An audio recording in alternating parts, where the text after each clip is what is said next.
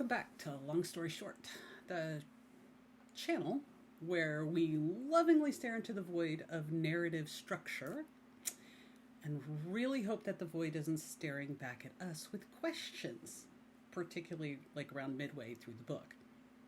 Does that happen? Of course it does. However, I want to dive today just straight into one of the biggest enemies of all storytelling, the plot hole. In so many ways, it's kind of like when you're driving down the street and you hit pothole after pothole after pothole, and you're like, this is hell on my car, my wheels, my driving, my head. Plot holes can be like that for your story. Even worse, plot holes can be like that when you're writing the story. And when I say worse, I mean if you're writing along and suddenly you realize that you don't know how they did this, or how they could have done this, or even worse, how they're going to get to the point you need them to get to, that's not necessarily a plot hole. It's only a plot hole if you don't actually address it. So this is kind of one of those things I really wanted to talk about, because I know that some people will, and when I say some people, I mean some readers and some authors will point out to something in a book and go, that's a plot hole. However, I would maintain that not all plot holes that are identified as a plot hole are a plot hole. Have I said plot hole enough times now? I think I should start a counter. No, let's not do that. Anyway, so let's talk about plot holes. What you know about them, why you fear them, and, how many have you created this week for yourself or for others? And yeah, okay, we'll leave that part alone. But here's the thing.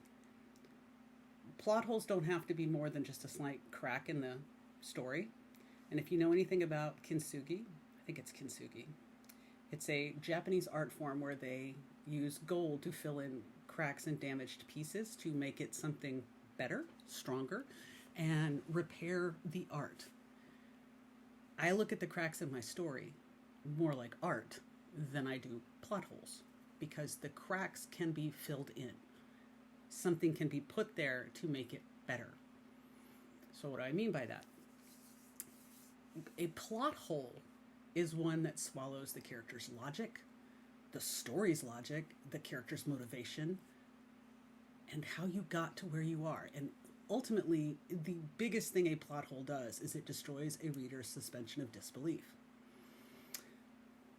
I'm going to tell you a story now, and I've actually told this story many times, so if you happen to be one of those people who's heard this story before, my apologies. It's one of my favorite ones for this. Many, many moons ago, back in the 90s, I went to see a movie called Executive Decision. It starred Kurt Russell, Halle Berry, John Leguizamo, and Steven Seagal. Now, spoiler alert for a movie that came out in 1996, I think, or 1997. Steven Seagal's character does not make it. He only is in the film for like 10 minutes, I think, tops, and then he dies. It's funny in its own way, because you keep thinking this is an action movie, Steven Seagal's going to be the hero, but he's not. He's just someone who helps them get to where they are going to be. What does this have to do with my plot hole? Nothing. But stay with me. I'm talking about suspension of disbelief. We have a hijacking on a plane. We know that there is now a bomb on this plane, apparently, and through, all of the machinations of they have a specialist team that gets onto this plane via another plane. We're not going to go into all of that. I'm sure it might be possible. Probably not. Could I buy it for the film? Sure. I can go there with the film. However, as I'm sitting in this movie theater, they get to this point where they have located the bomb on the plane.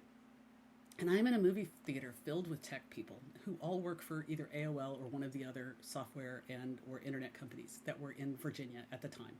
I also worked for AOL. And they get to this point where they find the computer, or they find the bomb, and they say, it's a dedicated drive. And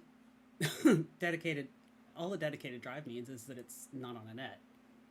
That's it. It's dedicated. Your laptop is a dedicated drive. You can use it, and it's access. You're not on the net. You're not being accessed by anything. And so literally the moment that happened, I was out of the film. I started laughing. I thought the rest of it was just funny. It was comedy to me. And that's where you destroy your reader's suspension of disbelief. So is that a plot hole? Possibly. It's also a factual hole, but it's a crack. So this is not necessarily a plot hole so much as it's a crack in the storytelling. And it's a crack because if you refer to real life things and assume that your audience has no idea what these are and they're just going to believe you, you better hope you don't have any experts who read or watch it. Because, as most lawyers will tell you, a lot of legal shows are crap because stuff like that doesn't actually happen until it does. The same can be said for a lot of medical shows. Now, there are some medical shows that really do their homework and they bring a lot of it in, but then there's stuff that they take for dramatic license. You have to accept that some things are going to be done for dramatic license and know when you can push it to do the dramatic license and when you really need to pay attention to how this works. For example, blood transfusions. You know that if you give a person with B positive blood and you give them B negative, this is not going to end well. So you really do have to know, well, which one is the universal donor? Which one is the universal receiver? And is there a universal receiver? Big questions. If you don't know the answers, don't guess. That's what I'm saying. This is one of those things where a little fact goes a long way. So let's not blow your whole story on one break with the reader's suspension of disbelief. To this day, I have never been able to watch Executive Decision without laughing. And it's not a bad movie. It's not a great movie, but it's not a bad movie. It's just a B action flick. It's fine. So, now we've talked a little bit about that. How do we spot these cracks in our story? How do we fix them? And more importantly, how do we avoid creating them in the first place? Let's jump in and take a look a little more and mind the gap. And yes, I did just say mind the gap. So let's talk about plot holes again. What even is a plot hole? A lot of people will tell you it's one thing, and you'll have another set of people that will tell you it's something else. But for our purposes, for this video, what is a plot hole? A plot hole is any inconsistency or illogical event in your story that breaks the internal logic of it or undermines the rules you've set up. Now, what do I mean by that? When I just said, if you know what a dedicated drive is, having them do this, ooh, it's a dedicated drive, lacks suspense because I know what it is and I don't think it's that big of a deal. Now, if they meant there was no way to disarm it because it's dedicated and there's no way to access it because it has no place to plug in, there's no panels, nothing, that might be a little more serious to me. But that's not what it was. Anyway, that's beside the point. I'm not going to go running back down that rabbit hole. It's been a while, and I probably shouldn't obsess over it as much as I do sometimes. I freely admit, authors with ADHD, yes, we do shiny object. So, but when I talk about the internal logic, let's talk about something like Star Trek. In Star Trek, we know that they have a warp factor system for their speed. You know, warp 5.5 is faster than warp 5.4. Warp 9 is faster than warp 8. Apparently you can't go past warp 10 because then you're in all places at once and you turn into a giant slug. Thank you, Voyager. However, in one episode of Star Trek The Next Generation, they talked about how they had to stop going past certain warp factors because it was, for lack of a better definition, it was creating pollution and it was going to damage things. So they were encouraging people not to go that fast anymore. And then a couple of seasons later, we're back to go and warp whatever, and nobody cares. That's breaking the internal logic that you have set up. Does warp factor actually exist? No, it's theoretical. It's science fiction.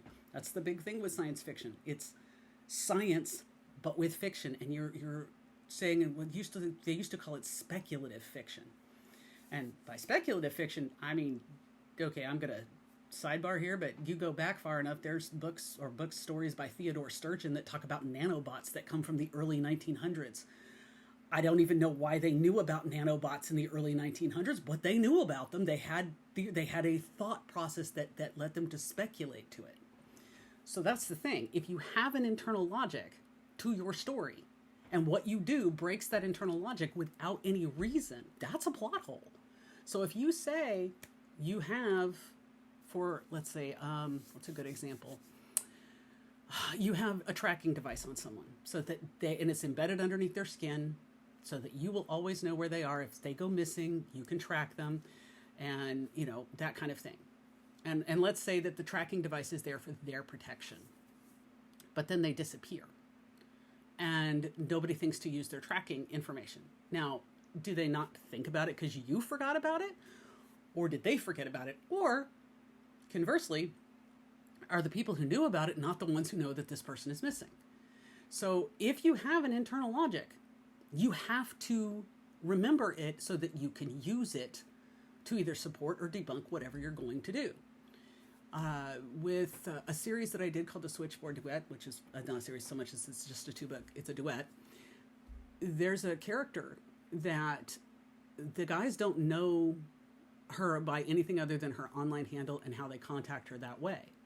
They don't know who she is in real life. They don't know what she looks like. They don't know, pretty much anything about her personally. But when she goes missing, half of the first book is them trying to figure out who she was so they can figure out, is she okay? And they have to backtrack in different ways. And there were different things I had to think about in order to get them to her identity. And it was a struggle in some ways, but in other ways it was a lot of fun because you have this internal logic here. She knows who they are. She knows what they look like. She's seen them on tracking cameras. She does all this stuff, but they don't know anything about her other than her handle. So how do they find her? And that becomes part of the challenge. So you have to remember that. But there are levels to plot holes, and some are more important than others. And when I say important, let's say critical to the suspension of disbelief. Some are more critical than others. If you watch a show like Star Trek that's very episodic, and like some of the original stuff was very episodic, if a show like in the 3rd season contradicts something that was done in the 1st season, most people don't care because it's very episodic. And when you look at the original series and some of the contradictions that they do there, they were still figuring their shit out as they went along. So it depends on how much you want to be judgy about it. So sometimes it really does just depend. So some are critical, some are not. So let's talk about number 1, continuity errors. What is this character's name? And I use that one as a good example because in my series, the Untouchable series, I renamed Frankie's grandparents. I completely forgot I had given them names, and I gave them a pair of another set of names later, and then I kind of fudged it a little and said basically that they were, that this was their full name, and that sometimes she would call them by this and other times by that. It didn't really matter, but that's how it was. So a continuity error is really important for you to kind of maintain, what happens if you rename a waitress that you only see twice in the whole series? Well, probably not much, unless the waitress is, really important to the story. What if you rename the ex-boyfriend and you forget that you did that? That's a continuity error, and it will throw people out of the book. I have seen typos in books where they use the wrong name. I actually discovered a couple recently in an audiobook where they used the wrong name for the character during the recording. So instead of saying, hero A is with heroine A, was hero A is when heroine A, and all the way through, and then they get to the next line where it's heroine D's name, and then you go back to heroine A. So it was either a misrecording, a misspoken, or a typo. But it still made me laugh because it happens, and that would be considered a continuity error. Now, is it a continuity error for the author, for the book, or for the audio recording? I don't know. I actually have not gone to look at the book to see if that error exists in the print book as well, and I don't really care right now. I know who was meant, so I'm fine with that. It is not such a grievous continuity error that I can't replace it in my head and just move on. So that's another thing to keep in mind. However, you still want to try and avoid those if you can, and one of the best ways to do that is to take notes.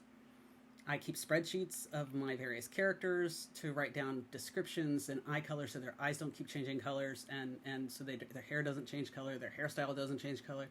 And there's always the jokes about what are they wearing when you go into a sex scene so that you remember what clothing are you taking off. Like suddenly if they went from being in a skirt to being in pants, like what the hell? That kind of thing. These are just continuity errors, and they will throw people out. And there's lots of videos out there for people watching various movies and finding the continuity glitches from the editing, because when a movie is being made or a television show, there's multiple takes, and they will during editing blend those takes together. And sometimes if they don't have the exact costume right, or the hair isn't washed, or or the hair was wet and then it was dry, I think that one of my favorite pieces of this is there's a continuity error in Star Wars: A New Hope. Is there only one? No, but that's not the point. It's a continuity error that Mark Hamill will talk about, and he's like, they're doing the scene that takes place after they get out of the trash compactor. Yes, spoilers for a movie that came out in 1977. If you haven't seen it by now, you probably aren't gonna, so who cares? Anyway, moving on. It's the scene after they've gotten out of the trash compactor, and you see Luke putting his belt back on, and his hair is completely dry. When they were in the trash compactor, he gets pulled down into the muck with the creature that's in there, and they have to shoot the creature to get him free, and he's soaking wet and covered in goo, and when he gets out, his clothes are perfectly white, clean, and his hair is dry. And he apparently was asking about this during the filming, and Harrison Ford said, kid, if people are asking about your hair, then there's something else wrong with the movie. But funnily enough, I always wondered, how did he get dry so fast? Did it kill my enjoyment of the movie? No, but yeah, I had that question. Anyway, what's next level of a plot hole? We're just going to talk about motivational gaps. These are, why did your characters go from hating each other to suddenly trusting each other?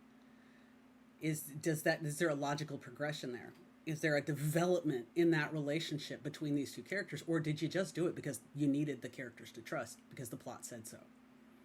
There's lots of examples of this in a whole lot of different media. I'm not going to sit here and call them all out. But sometimes a plot hole happens because the plot demanded that the characters now need to trust each other, and you spent so much time building up the enmity between them that you don't have time, you can't take the same time to show why. How did you allow for the trust to now be established? And it should take time. I mean, we don't trust people overnight, and even when we do, once the trust is broken, it's really hard to get back to that. So it's kind of one of those things that you really want to pay attention to. Let's talk about world-building contradictions. That's number 3. So we've talked about continuity errors, and then we talked about motivational gaps. And let's talk about world-building contradictions. World-building contradictions are going to be a number of different ways that you can say that this happens. If you are writing a wizarding story and using magic drains the life force of the person who's casting the spells, are you going to have a lot of spells being cast rapid fire? Because isn't that going to kill them? What if you can only let's think about in terms of video games. You have only a certain amount of mana in this video game, so unless you're drinking mana, knocking mana back, you can only cast so many spells before you have to do a recharge. And that's the kind of thing you need to think about. So in your world building, if you have characters who are looked at, for example, as they're criminals, or whatever. I mean, if they're a gang or an MC group, or someone who may be not on the good side of the law, if they're morally gray. I write a lot of morally gray characters, so I'm thinking in terms of, if these are not people that you see, running around doing a lot of legally approved things, why would the cops suddenly trust everything they say? And wouldn't they be the first ones to be considered suspicious? The flip side to this, and this can sometimes get you into trouble, and because not all readers like this, is that cops are not all good guys. So I tend to fall in that middle ground where just because you're a cop doesn't mean you're a good guy, but just because you're a cop also doesn't mean you're only a bad guy. People are complicated, and when characters are complicated, then you have this wiggle room, but you still have to show why. I mean, if you have a bad cop, whether you explain why they're a bad cop right there, you need to know that they were a bad cop in your head. Whether you explain it on the page or not, you need to know in your head, so that when your reader goes back to all the previous actions that this character took, they can actually see the progression. Whether you were very clear on the page and say, oh, look, here's a sign, this is the bad guy. You don't have to do that, but you do need to show, oh, now I get it. That's why a lot of times the movie The Sixth Sense, here we go, another spoiler for a movie that came out in like 1999, has that fantastic twist. It is 99, isn't it? Whatever, who cares? Anyway, the point is there's this very fantastic twist at the very end of the movie, and it really is so epically amazing that it kind of defined M. Night Shyamalan's career, and he's constantly been trying to recapture that particular piece of magic to varying degrees of success. However, spoiler alert, at the end of the film, Bruce Willis's character, who is a psychologist who has been working with Haley Joel Osment's character, who is terrified by seeing dead people everywhere, that you find out that Bruce Willis's character is dead. When Haley Joel Osment's character told him, I see dead people, he's looking right at him to tell him, I mean, it's his way of saying, you are also dead. And I know you are dead. Bruce Willis's character doesn't know he's dead until that moment. And then suddenly, when you rewatch, I mean, you flash back to a bunch of stuff that happened throughout the film, but when you go back to rewatch it, when you know that he was dead the whole time, it makes sense. Everything that happened in the film, all of the interactions he has with other characters, he's clearly not actually, he's talking to them, they are not hearing him. And whatever their responses are, they're talking out loud or doing whatever. So there's this it's amazing.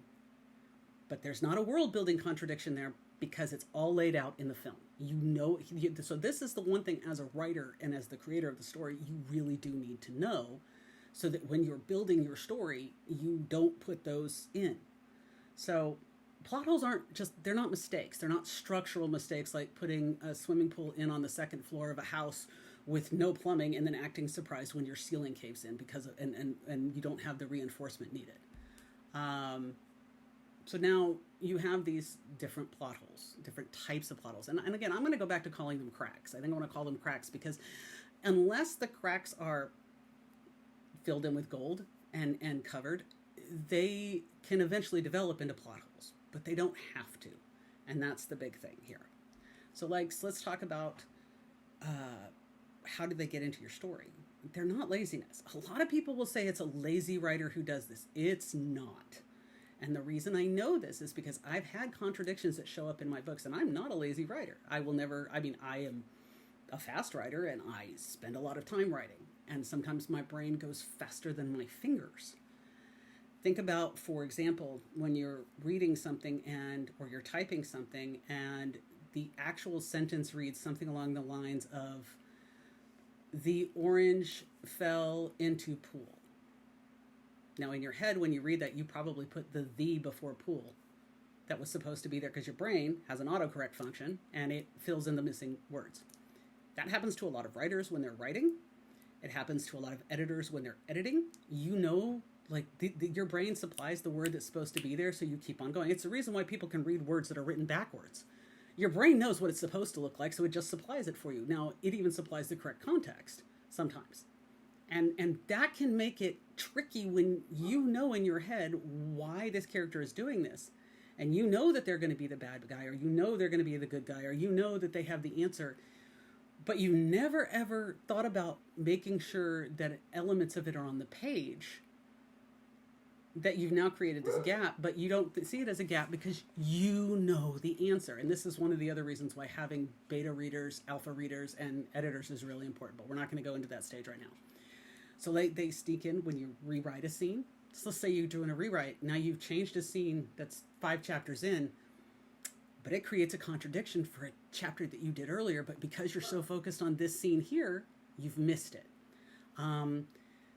One of my favorite pieces of advice that I've heard, or advice, not really advice, I've submitted stories before, or synopses for stories, and had the brain, had an editor come back and say, well, I really am not feeling this character's motivation. I think if we change the motivation from Y to Z, it's just a couple of lines and you'll be fine. Changing a character's motivation is not just a couple of sentences. Unless you are changing the motivation to be much more in line with what you've already written, when you change a motivation, it's going to change a lot more than just a couple of sentences. Your character's motivation, if they're out for revenge, and they've been out for revenge from the beginning, but you suddenly change that the revenge is not on the people, or they don't know who they're after for revenge. If you change any element of that revenge, you need to revisit the whole story because it's going to change things all the way through, or it's going to create contradictions and cracks that are going to create plot holes, or could create plot holes. Another one is moving scenes around. I've seen this a lot where they've taken a scene that was, in chapter 10 and they've pulled it back and put it in chapter 3. But something that happened in chapter 5 completely contradicts now that, because it happened before that scene. Now it's happening after. So when you move scenes, you have to make sure that the flow, it's what we call the flow on, that the flow on from this one change is addressed all the way through. And editors help a lot with that. So, don't worry too much if you are one of those people who mixes and matches and then you have to put it all together. You just need to make sure you have a strong editor who is going to help you line that up. Forgetfulness. What I said earlier, I forgot completely that I gave these people names. And we all do it. Every author I know does this. You write some of these scenes, like I swear sometimes I feel like I'm writing in a fugue state. My brain is pouring the story out because in my head I'm seeing a movie. It's all pouring onto the page and everything's going on.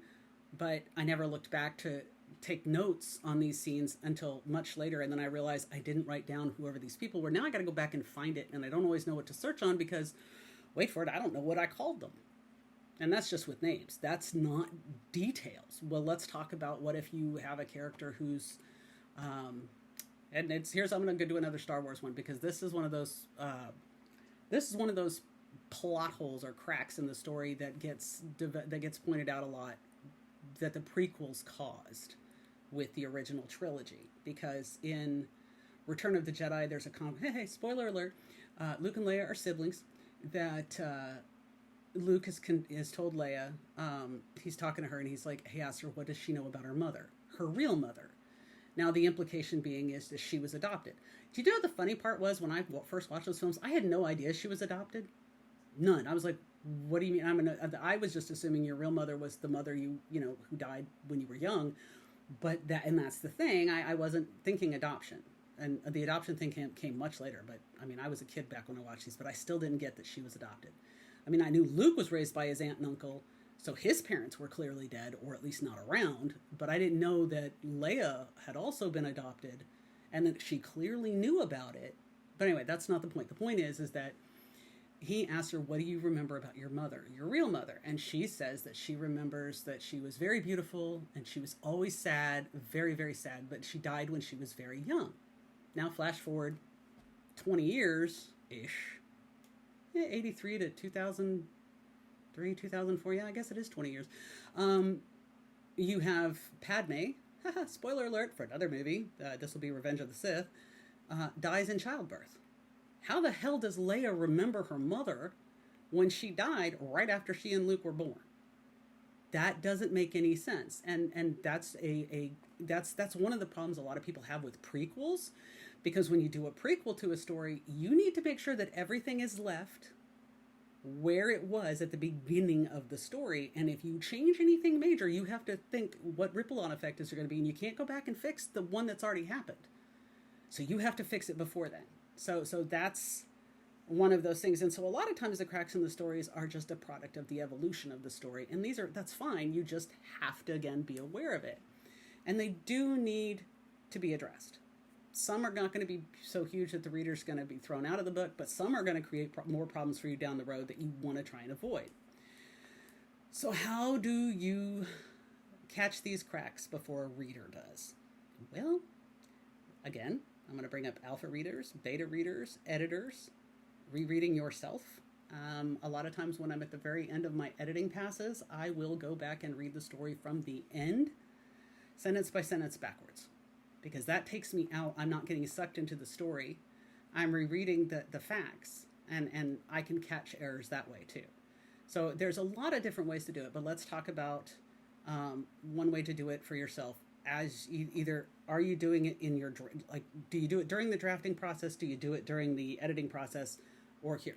Everybody's going to do this differently. I'm going to tell you a couple of ways that I do it, and if that's helpful, cool. If not, sorry.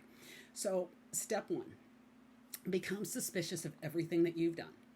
Seriously, put on your conspiracy hat, draw your maps, pull strings from this to that. If you know that there is a major point coming, have you teased it?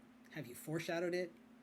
But you suddenly decided that the My favorite one is when I think there's a major turning point that's going to be really big in the middle of the book, but it happens way sooner than I planned, and it's nowhere near as major as I thought it was going to be. That makes me pause and look at my, what I usually call my guide, my map, because I usually have a GPS of where my story is going. And I try to give it enough wiggle room that the organic pieces still allow it to grow. But you still have to ask yourself, why did they do that? Would they actually do that? When did this happen, or why did it happen? And if they couldn't swim, okay, for example, I had a character in a story who, they had a big ice skating thing going on, and they asked him if he was going to go out to ice skate, and he said no, he'd never learned. The very next book, he goes ice skating. Continuity error. I forgot that he said he didn't know how to ice skate. Now, I could blow that off with it literally just being, he used that as an excuse because he just was staying where he was, and he was just, and he's a very dismissive character. So in some ways, very few people, I don't think anybody called me out on it, which is fine. I caught it and called myself out on it. But anyway, that's the point. If you know you said something the opposite earlier, you need to remember that. But if now you're in the middle of the book, now you're in the middle of a story, and you're going along and they can't find someone, but suddenly they just happen to be in the right place at the right time to get more information. Well, how did they know that? How did they know to be there? You need to have at least some semblance of investigation. What's going on? And one of the things that I try very, very hard when I'm writing is that I consider my books to be character driven, not the plot. The characters tell me where we're going. The characters push us down the road that we need to travel on. And if the characters are refusing to listen to each other and are fighting constantly, then we may be stalled for a while. And that can create its own set of issues. But if you have created something along and you go, who is driving this story? Is it the character? Is it the plot? Are you forcing these characters to go this way because you need to be there when the plot gets there? Then you may have created what will ostensibly is a crack in your story that can eventually widen into a giant plot hole. And that's what those beta readers are there for, ultimately. They're not there to edit your book. They are not there to pat your egos, and they are not there to tell you, oh, that scene was so hot. No, they are not. Is it nice to hear that? Sure. I like having the ego boost too. But one of my best beta readers will literally say things like, I don't know that I get why she's doing this. I don't think you've shown me enough to tell me why is this her decision, because right now she just seems kind of bitchy. Well, that's good to know, because now I know I need to go back and work on that motivation, or I have not shown something that I need to show. So yeah, that's usually what your beta readers are. And a lot of times beta readers, if you're lucky, they're going to be avid fans, but they are fans of your work, not because they want to kiss your butt, but because they like the stories you tell, and they in turn want to help you turn out the best book possible. If they are only a bunch of yes people, then they don't need to be your beta readers. They really don't. As much as I love, like I said, ego boosts with the best of them. But if all they are is saying, yes, this is awesome, yes, this is awesome, woohoo, no, these are not people who are going to help you grow. They are not going to help you find the plot holes. All they are doing is saying, woohoo, I like your stuff. So anyway, so let's do a little villain roundup here. Let's talk about the most, we've talked about those types of plot holes. We've talked about the different cracks in the story and how they can get there. But let's do this little kind of a roundup so you know what you're looking for. These are also ways that you can check yourself or ask your beta readers to check for you as well as they are reading. And one of the things I always ask mine is to just be honest. If you don't like something, tell me. If you don't know why you don't like it, that's fine. And you can say, I don't know why this is bugging me, but this is bugging me. And I have done that before myself. I have read things from other people, and my piece of advice to them has been, this scene is bugging me, and I can't even put my finger exactly on why, but there is something wrong here. We need to revisit this. And sometimes it'll literally be, there's a motivation problem, and I just can't put my finger on exactly what the motivation is that I'm missing. And anything that makes you take a second look is a good thing, because that makes you question yourself and try to do your best with the story. Anyway, so let's go back to our roundup. We've got the vanishing act. You introduce a major plot thread at the beginning. And this is a big thing with like Chekhov's gun. If you know the story, that Chekhov's gun, if you introduce a gun at the beginning of the story, that gun is most likely going to be used somewhere major at a turning point or by the end. But if you've introduced this gun and it's never used, what was the point of it being there? I mean, now you've suddenly left this dangling out there for people going, but why? Now, this is a spoiler for a little more recent show. So if you, I'll try and remember to put time codes when I put this up. But if I don't, I'm sorry. But in the series Andor, which was on Disney Plus, and I actually, if you've never seen it, I highly recommend it. It is a writing tour de force, in my opinion, and the acting is just next level. And I freaking love the story from beginning to end for both seasons. I have no notes. I loved every bit of it, even the parts that other people were like, I don't know why we're doing this. Well, there's a reason why we were doing it. They were showing you contrast. But the inciting incident takes place because the main character is looking for his sister. By the end of the story, he's never found his sister, and people call that a plot hole. It's not. If you look into terms of everything else that has gone on, the search for his sister is the thing that motivates him to go, to do this, and it gets him into trouble. It leads to, and they will tell you if there's this thing called and then. If you, and this can happen with a lot of things, if you do and then story or because of that. Now, because of that is when you can look at it and say, he was looking for his sister, and because of that, he was in this place, and he was asking questions, and because of that, these two guys who turned out to be the equivalent of dirty security forces, whatever, get annoyed because he's monopolizing time with someone, and so they go to hassle him about it, but he's not a kind of guy you want to hassle, and he ends up shooting them. Well, because of that, he now ends up on a lot of things. And it kicks off a series of events. You could go back to Tolkien and say Bilbo ends up on the unexpected journey because Gandalf knows that hobbits are going to be necessary. Doesn't know exactly why yet, but he does. And then he ends up finding the ring. Because he was on that journey, he found the ring. It's not an and then he found the ring. It's because he was on that journey. He was in this place at this time where he found the ring. And so that's one of those tricks for that. So you need to remember, if you have a plot hole or a plot that just suddenly gets yeeted into the abyss, you need to remember that and either get rid of it because suddenly you really don't need it, or think about why did it get yeeted. And and sometimes it makes sense and the context is there. For me in Andor, the context was there. I got why we never found the sister, because ultimately it was the thing that motivated the character to be out there looking in the first place, that put him in the situation that he ended up being in, that led to one situation after another. So let's talk about what they will call the Deus Ex Machina. So you have this miracle, something impossible happens. You have this I love, my favorite one is when you have to defuse a bomb and they're like, was it the blue wire or the red wire? And most people will tell you that people who build bombs are not doing art. They're building a bomb to make it go boom. And they're not going to do different fancy colors of wire. A lot of that is done for dramatic purpose. But if you have a person who has, let's go to one of my favorite ones, the Avengers movie from 2012. Boy, am I just doing lots of spoilers in this. In the Avengers in 2012, they have this part where there's damage done to one of the engines on the helicarrier. So Tony is going out to try and fix it, and you have Steve saying, well, how can I help? And he's like, look at that box. There's a fuse box here. Be ready to do what I tell you to do. And so he says, are you there? He goes, yeah, I'm at the box. And he opens it up. He goes, it seems to run on some kind of electricity. And Tony's like, well, you're not wrong. But Steve has no idea what he's looking at. So arguably, he does not possess the skills to do this on his own. So he has to be walked through it. So you need to know that your character doesn't know how to do this. But if Steve's suddenly just like, well, it runs on electricity and I'll do this and this and this, and suddenly it's all fine, that wouldn't make any damn sense. So you kind of have to remember that. Honestly, you just don't want it to be convenient. Steve does end up helping, but it's because Tony tells him what to do. And Steve doesn't need to know how it works to know which button to push if he's been told which button to push. And if it says don't push this button, you shouldn't push that button. But most of us will push the button because it says don't push the button, because that's the kind of people we are. Anyway, I'm rambling today. But let's talk about then, the next one is the personality transplant. Your character goes from being very shy and retiring and suddenly very outgoing and gregarious. Why?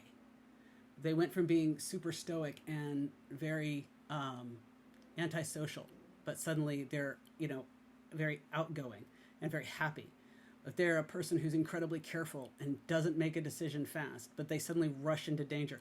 Now, can all of these things happen? Yes, but you need to know why.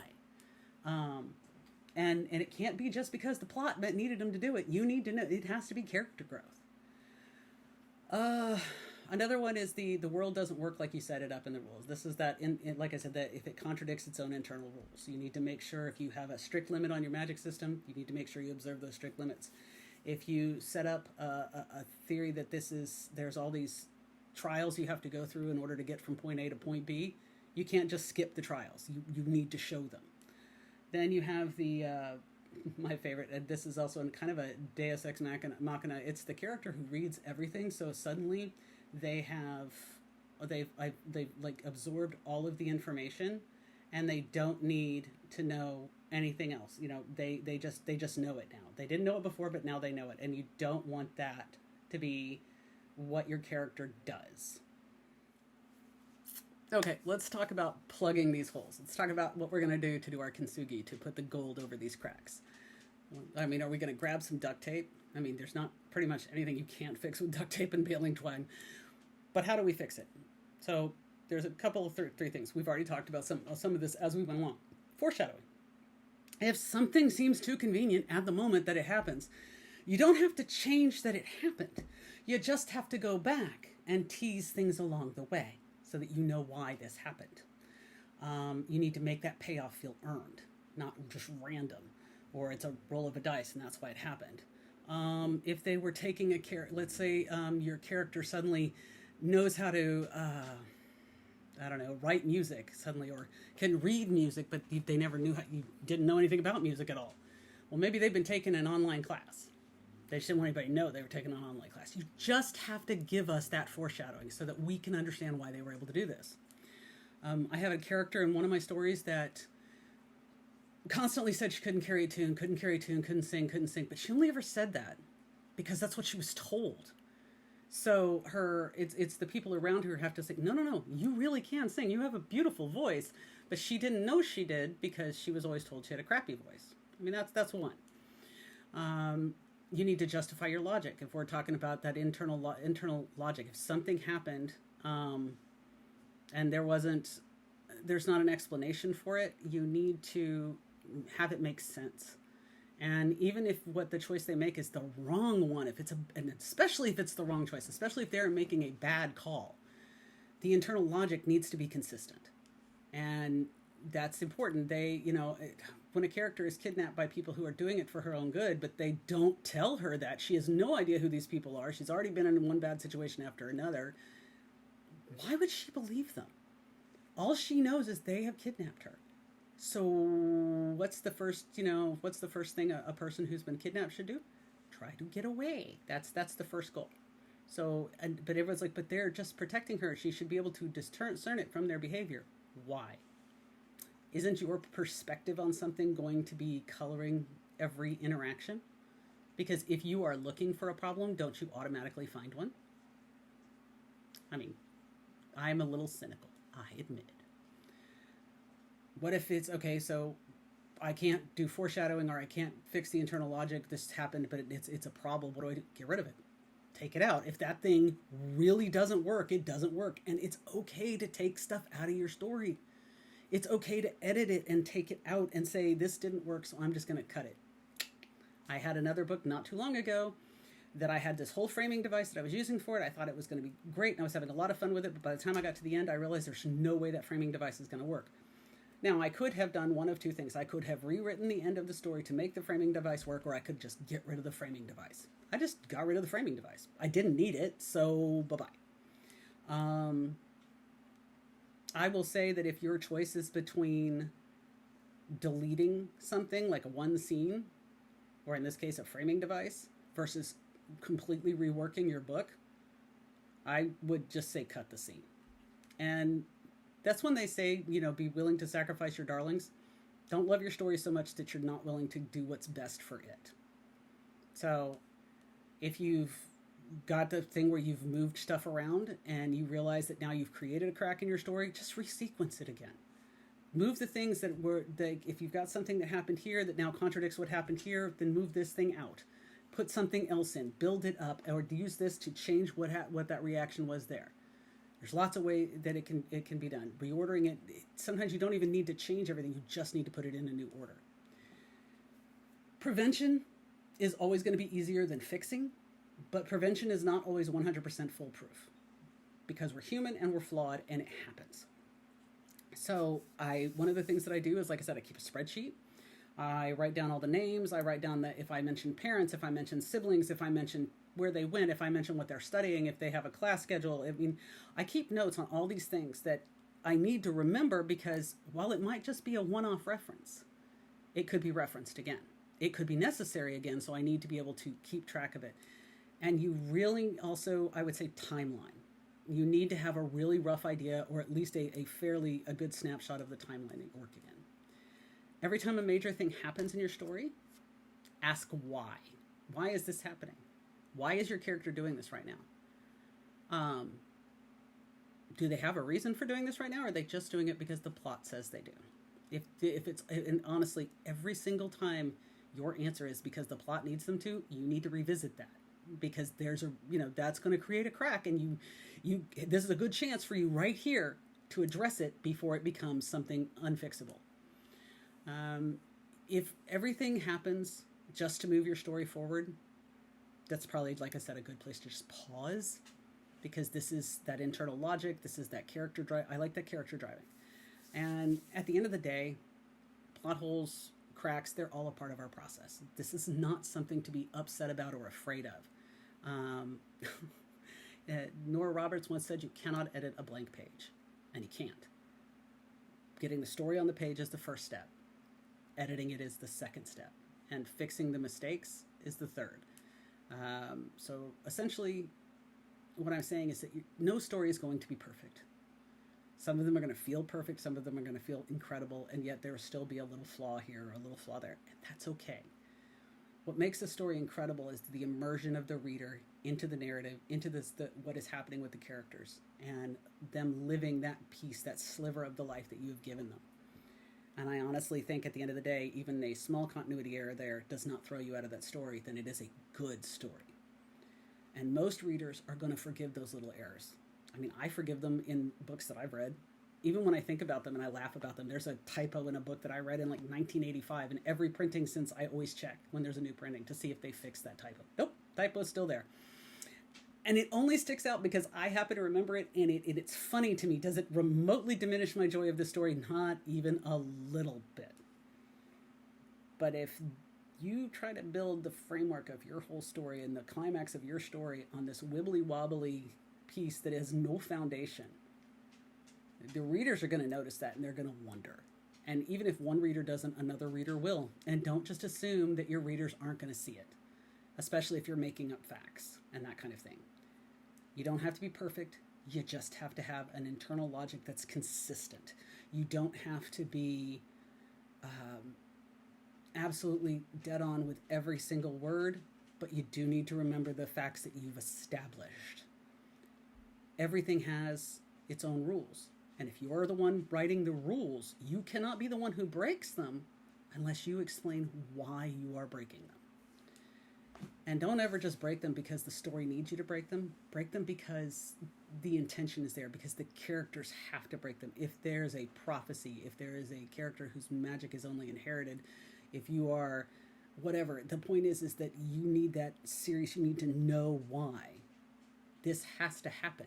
Because if it doesn't, the story cannot move on. But why does it have to happen for that character in that moment? And why is that character doing this? If you can answer those questions with more than the plot told me to, then that you're on the right track. It can't just be because of the plot. Because honestly, at that point, you really have lost the plot.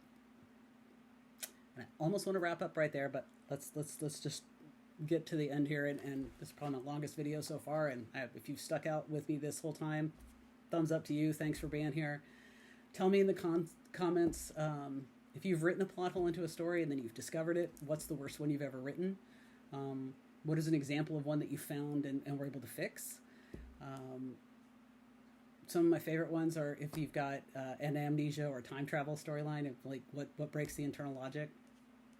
But anyway, And like if you before you leave, be sure to hit the subscribe so you can get more writing advice. Come hang out with me, hear my stories. None of this pretends that this is easy, and it really isn't. It's just a lot of it's practice, a lot of it's experience, a lot of it's being willing to question yourself.